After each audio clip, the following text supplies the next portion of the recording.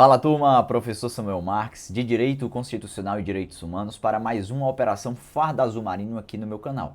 Para você que ainda não conhece esse projeto, trata-se de um projeto gratuito em que eu disponibilizo aulas de resolução de exercícios todas as quartas-feiras, voltadas para os concursos das guardas municipais do Brasil afora. O intuito não é focar em uma guarda municipal específica, mas sim tratar daqueles assuntos que são cobrados e a gente consegue identificar em todas as guardas municipais, tá bom? Tanto questões de direito constitucional como direitos humanos. Nesta nossa operação Farda Azul Marinho, resolveremos questões de direito constitucional, tá bom? Então, para você que ainda não deixou seu like, deixa seu like aí. Deixa seus comentários abaixo, que eu vou ler sempre esses comentários e vou respondê-los, tá bom? Dê seu feedback, o que é que você está achando dessas aulas, o que é que você queria que eu explorasse mais aqui, alguma sugestão de assunto específico para ser tratado, enfim. Deixa aí seu feedback nos nossos comentários.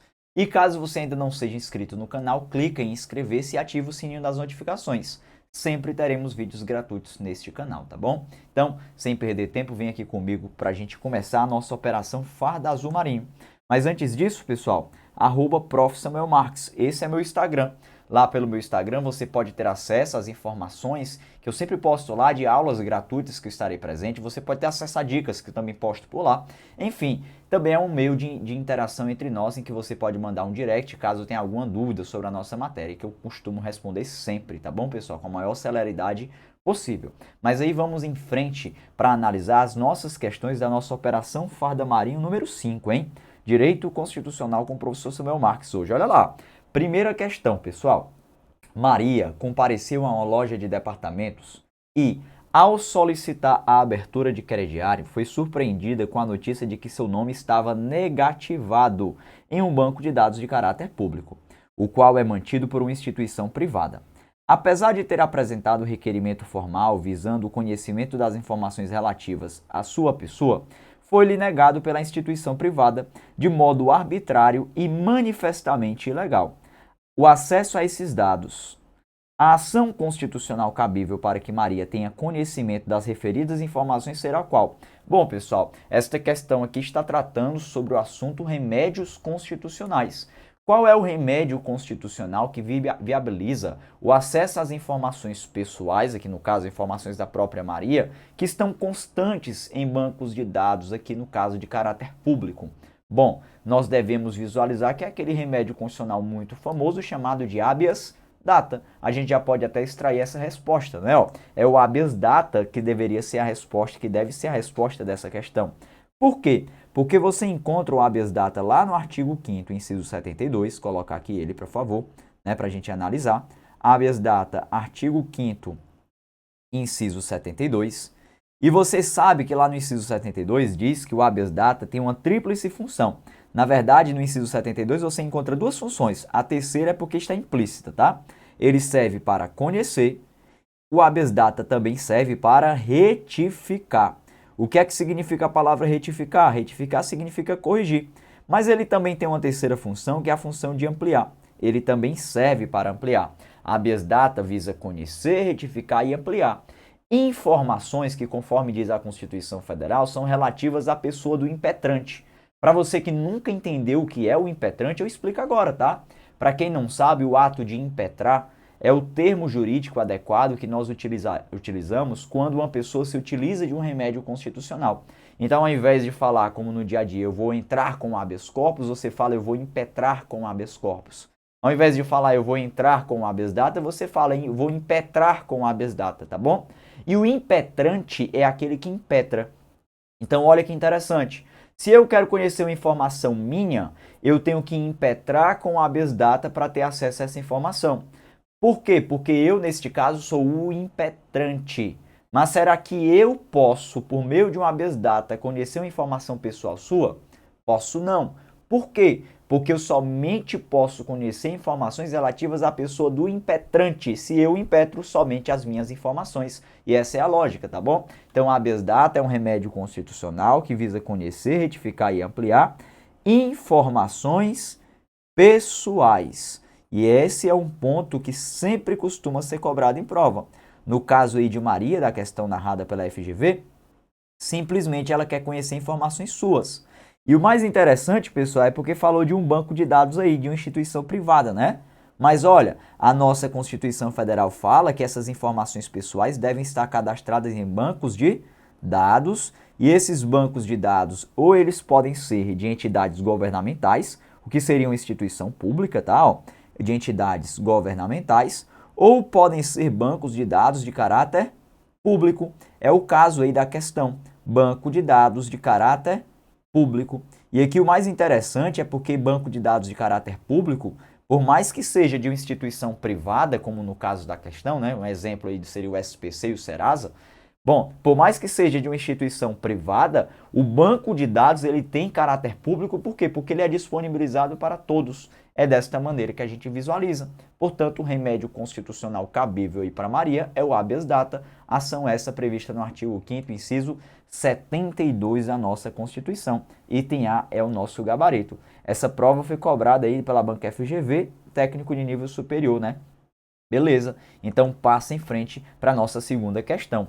Olha lá essa segunda questão, pessoal. Segundo o artigo 5º da Constituição Federal de 88, são direitos e garantias fundamentais do indivíduo, exceto...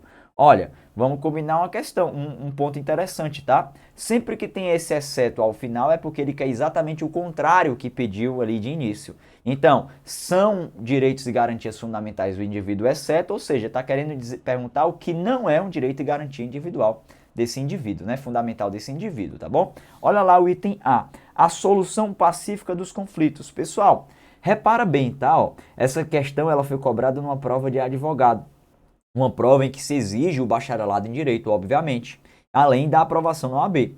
Mas olha que interessante, pessoal. Solução pacífica dos conflitos. Isso aqui é um direito e garantia individual, é? Onde é que eu encontro essa disposição na Constituição Federal? Eu encontro lá no artigo 4º, inciso 7 da Constituição Federal. O artigo 4º, que está dentro do título 1 da Constituição Federal, que trata dos princípios fundamentais. Eu posso confundir princípio com direito? Posso não. Portanto, olha, aqui não é configurado como um direito individual, não é um direito fundamental. Isso daqui é um princípio fundamental. Se a questão pediu que eu marcasse aquilo que é direito e garantia fundamental, exceto, então ela quer dizer, ela está pedindo que não é direito e garantia fundamental. Portanto, você pode marcar o item A já como gabarito da nossa questão, pois é um princípio fundamental presente lá no artigo 4º, inciso 7 da nossa Constituição Federal. E o que eu quero que vocês reparem é que uma prova de advogado, bacharelado em Direito, ainda assim se exige a literalidade do texto da Constituição. Para mostrar para vocês, pessoal, que independentemente do concurso, se exige formação jurídica ou não, a literalidade do texto da Constituição sempre é importante. Então eu faço um apelo a você que está estudando para concurso público, sempre esteja com a leitura da Constituição Federal em dias. Esteja sempre lendo o texto constitucional. A lei, a legislação, limpa e seca, tá, pessoal? Embora não seja uma lei, mas a gente fala a literalidade da lei, né, o texto da lei, no sentido de ser o texto ali disposto no texto, na nossa Constituição Federal. Leia sempre, pois isso é muito importante, pois isso sempre é cobrado em prova, não só para concursos de nível médio, assim, né, em exigência, mas também para os níveis jurídicos, como a gente consegue visualizar nessa questão, tá bom? Portanto, o item A já é o nosso gabarito. Olha o item B, a igualdade em direitos e obrigações entre homens e mulheres. Isso é direito e garantia fundamental, é tanto que você encontra lá no artigo 5º, inciso 1, aquela disposição em que homens e mulheres são iguais em direitos e obrigações nos termos desta Constituição. O item C, é a livre manifestação do pensamento sendo vedado o anonimato. Está correto também. Isso aqui você encontra lá no artigo 5º, inciso 4 da nossa Constituição Federal. Item D. O contraditório e a ampla defesa com meios e recursos a ela inerentes em processo judicial ou administrativo. Está correto também. Você encontra a disposição sobre o contraditório e sobre a ampla defesa lá no inciso 55 do artigo 5º da nossa Constituição Federal. Artigo 5º, inciso 55. Beleza. Opa, deixa eu ajeitar isso aqui. 55. Lá você encontra o contraditório e ampla defesa. E o item E fala a presunção de inocência até o trânsito em julgado de sentença penal condenatória. Também está correto, você não deve marcar porque ele pediu exceto. E isso você encontra lá no artigo 5º, inciso 57 da nossa Constituição Federal. Inciso 57. Beleza, então essas são disposições que a gente encontra no texto do artigo 5º, são direitos e garantias individuais. O item A é efetivamente nosso gabarito, porque ele não é um direito e garantia individual, mas sim um princípio fundamental. Por isso que o item A é o gabarito dessa nossa segunda questão. E aí eu passo em frente com vocês agora para a nossa terceira questão. Olha lá, pessoal. A Constituição Federal de 88 dispõe que não deve haver distinção legal entre brasileiros natos e naturalizados, com exceção dos casos previstos no próprio texto constitucional. Conforme as disposições da Constituição de 88, são privativos de brasileiros natos os cargos de... Olha que interessante, tá? Mais uma questão que está pedindo ali que você lembre da literalidade do texto da Constituição. E essa questão, pessoal, não é de um concurso fácil, não. Olha aqui, ó, qual foi o concurso? De defensor público substituto lá da Defensoria Pública de Tocantins. Beleza, uma questão da banca CESP e Sebrasp, em que está sendo exigido aí que você lembre dos cargos privativos de brasileiros natos. Mas antes da gente lembrar sobre eles, a gente tem que lembrar de alguns pontos importantes, tá? Primeiro ponto importante é que a nossa Constituição Federal, ela traz a noção de igualdade entre brasileiros. Onde é que eu encontro isso? Lá no parágrafo 2º do artigo 12 da nossa Constituição Federal. A igualdade entre brasileiros, ela deve ser garantida. Está lá no artigo 12, parágrafo 2º da nossa Constituição Federal. E o que é a igualdade entre brasileiros? É a ideia, pessoal, que em regra, tá? A lei não poderá estabelecer distinções entre brasileiros. Não poderá estabelecer distinções. Ou seja, em regra, a lei não pode diferenciar o brasileiro nato de brasileiro naturalizado. É assim que a gente vai entender, tá bom? Só que você vai entender que isso é uma regra. Por quê? Porque na nossa própria Constituição Federal lá diz, salvo nos casos previstos nesta Constituição Federal, salvo nos casos previstos na CF. Ou seja, a regra é que devemos tratar brasileiro nato e brasileiro naturalizado de forma idêntica, mas se essa diferença estiver prevista na Constituição Federal, ela é possível, ela é viável. Uma das diferenças, você deve lembrar, que é aquela que trata da extradição. Nós sabemos que brasileiro nato jamais será extraditado, podendo o naturalizado ser extraditado, em duas situações. Em caso de crime comum praticado antes da naturalização ou do comprovado envolvimento em tráfico de entorpecentes e drogas afins. Beleza, o que é que a gente visualiza? O nato nunca vai ser extraditado, mas o naturalizado pode. Essa diferença é possível? Sim. Por quê? Porque ela está prevista na Constituição Federal. A outra diferença, que é o foco dessa questão aqui, são os cargos privativos de brasileiros natos. Colocar aqui, ó, cargos privativos de brasileiro nato. A gente sabe, pessoal, que essa disposição também é uma diferença importante aqui para nós. Cargos privativos de brasileiros natos. De brasileiros natos. Quando eu falo em cargos privativos de brasileiro nato, eu encontro essa disposição lá no artigo 12, parágrafo 3º da nossa Constituição Federal. E o que são cargos privativos de brasileiros natos? São aqueles que somente podem ser ocupados por brasileiros natos. Nós temos na nossa Constituição Federal o cargo de presidente da República ou de vice-presidente da República, presidente da Câmara dos Deputados, presidente do Senado Federal, ministro do Supremo Tribunal Federal, carreiras diplomáticas, oficiais das Forças Armadas e ministro de Estado da Defesa. Esses são os cargos privativos de brasileiro nato. Existe um bizu que ajuda bastante a gente lembrar sobre eles, tá, pessoal? Mas eu vou logo lhe adiantar. Esse bizu, por mais que ele ajude, ele está incompleto. E eu estou dizendo logo isso para você para que você lembre que ele está incompleto e tem um cargo ali que está faltando, tá? Que bizu é esse? Vou colocar aqui para vocês, ó. Bizu é toda aquela dica que acaba nos ajudando a assimilar mais fácil, né, as informações. É o bizu do mp3.com. Esse bizu, pessoal, nos ajuda bastante a lembrar das informações. M vem de ministro do Supremo Tribunal Federal, P3 porque nós temos 3 presidentes.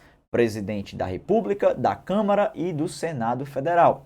O C de carreiras diplomáticas, o O de oficial das Forças Armadas e o M de ministro de Estado da Defesa. E aí eu quero lembrar com vocês, pessoal, que também falta aí o vice-presidente da República, tá? É por isso que eu disse para vocês que esse bizu ele está incompleto. Mas você vai lembrar na hora da prova que o vice-presidente da República também deve ser considerado para tal, tá bom? Então, esse é o bizu que vai lhe ajudar a lembrar dos cargos privativos de brasileiros natos. Do jeito que foi cobrado nessa prova de defensor público, também pode ser cobrado na sua prova. A literalidade sempre nos é importante, tá bom? Portanto, vem aqui para a nossa questão. Olha lá, pessoal. Conforme as disposições, são privativos de brasileiros natos os cargos de... Olha o item A. O ministro do Superior Tribunal de Justiça. É do STJ, pessoal? Não, tá falso. É ministro do Supremo Tribunal Federal. Então, tornou errado aí esse item A já. Oficial das Forças Armadas, até que é privativo de brasileiro nato. Olha o item B. Carreira diplomática é privativo de brasileiro nato? É. Ministro da Justiça é privativo de brasileiro nato? Não. A gente sabe que não é o cargo de ministro da Justiça, é o cargo de ministro de Estado da Defesa. Inclusive, olha, esse M aqui é esse M que trata do ministro de Estado. Ministro de Estado. Mas aqui eu quero lembrar com vocês que não é qualquer ministro de Estado. É somente o ministro de Estado da Defesa. Da Defesa somente. E aqui eu vou dar ênfase a essa palavra defesa, tá? É da defesa. Por quê? Porque nós devemos lembrar, pessoal, que no Brasil existem vários ministros de Estado. Para quem não sabe quem são os ministros de Estado, são aqueles que exercem função de auxílio ao presidente da República. O presidente da República é auxiliado pelo ministro de Estado da Educação, da Saúde, da Justiça e Segurança Pública. Enfim, tem vários ministros de Estado. E somente um é privativo de brasileiro nato. Qual é? O de ministro de Estado da Defesa. Então eu pergunto para você, é possível que o ministro da Educação do Brasil seja brasileiro naturalizado? É, sem problema algum. Agora, o ministro de Estado da Defesa, não. Este tem que ser privativo de brasileiro nato, porque a nossa Constituição Federal diz isso expressamente, tá bom? Portanto, olha, falso porque não é o ministro da Justiça, mas sim o ministro do Estado da Defesa. Olha o item C, pessoal. O item C fala lá. Presidente da República é privativo de brasileiro nato? É. E presidente do Superior Tribunal de Justiça. Para começo de conversa, não precisa ser presidente e não é do Superior Tribunal de Justiça, e sim do STF. Tá falso aí o item C. Olha o item D.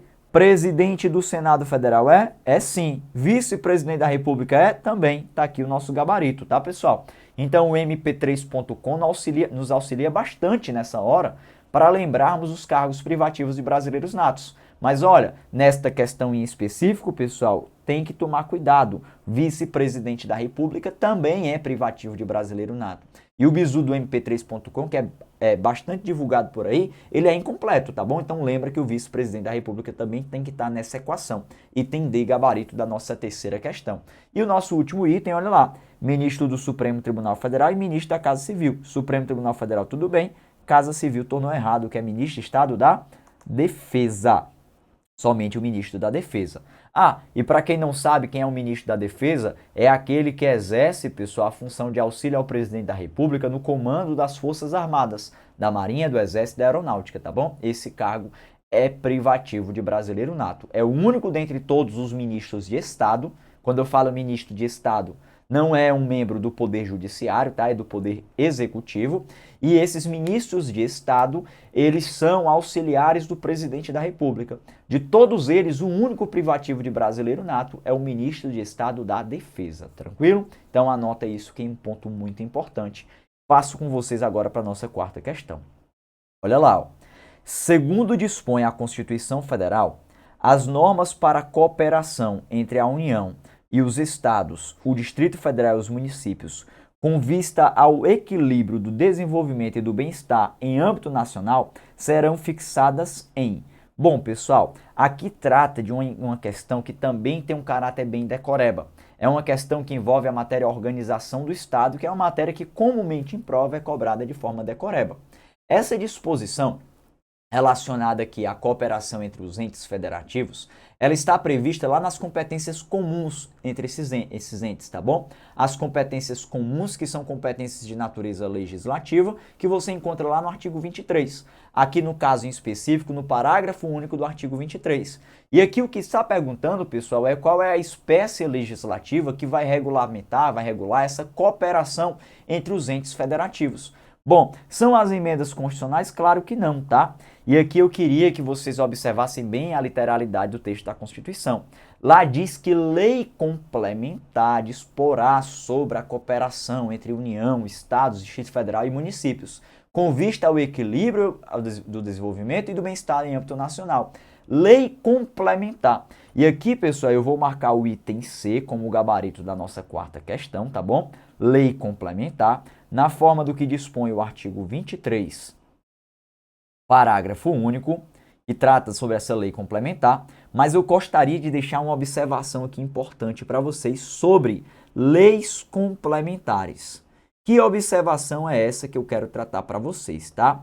Eu gostaria que vocês tomassem cuidado, pessoal, embora na sua prova normalmente não seja exigido o processo legislativo, a noção sobre lei complementar sempre nos é importante. Por quê?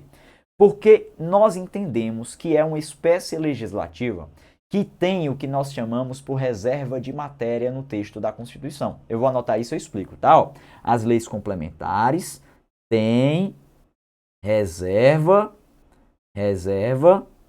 de matéria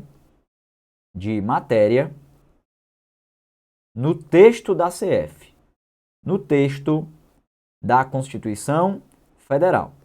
Então, você vai entender que as leis complementares têm reserva de matéria no texto da Constituição Federal.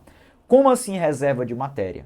Você vai entender, pessoal, que sempre que a Constituição expressamente disser lei complementar, a única espécie legislativa que pode tratar sobre aquilo é a lei complementar. Ah, professor, isso é óbvio. É óbvio, pessoal, mas é importante a gente lembrar. Quando a Constituição fala expressamente lei complementar, a única espécie legislativa que pode tratar aquilo ali é a lei complementar.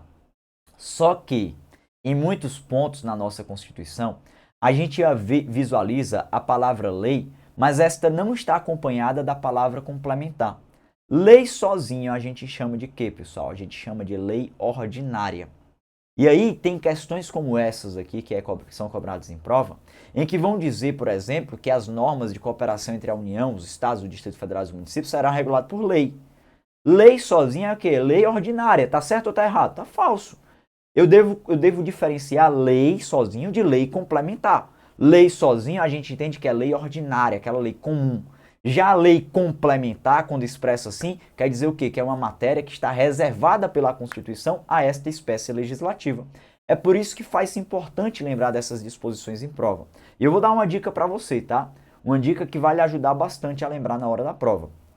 Na matéria organização do Estado, tudo é por meio de lei complementar, com exceção da criação de municípios.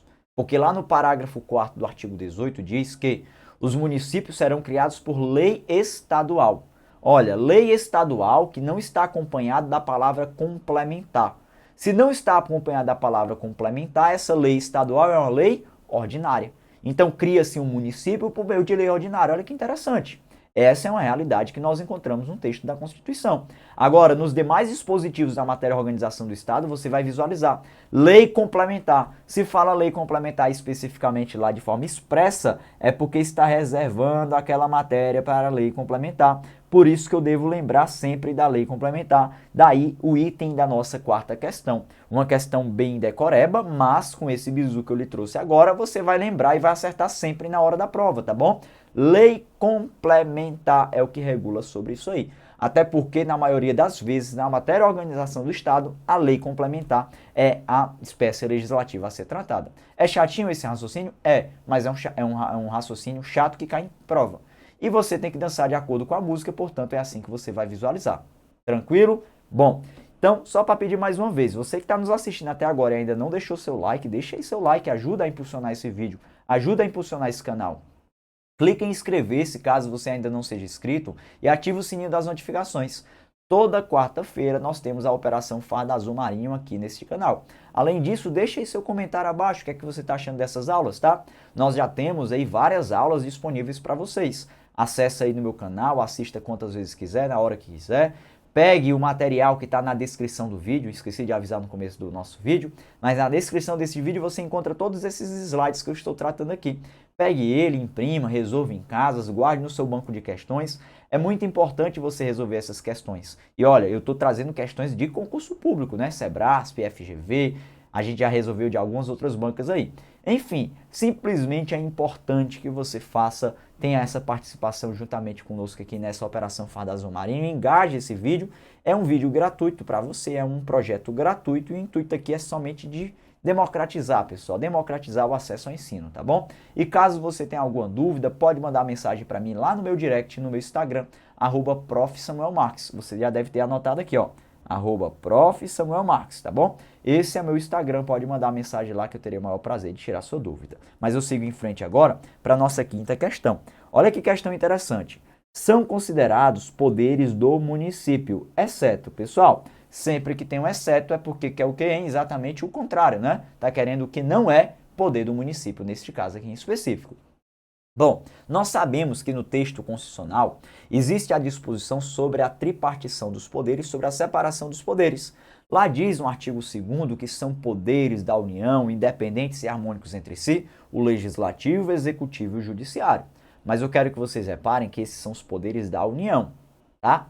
Já nas constituições estaduais, a gente percebe, pessoal, que fala a mesma disposição, só que dos estados. São poderes dos estados, o legislativo, o executivo e o judiciário, independentes e harmônicos entre si.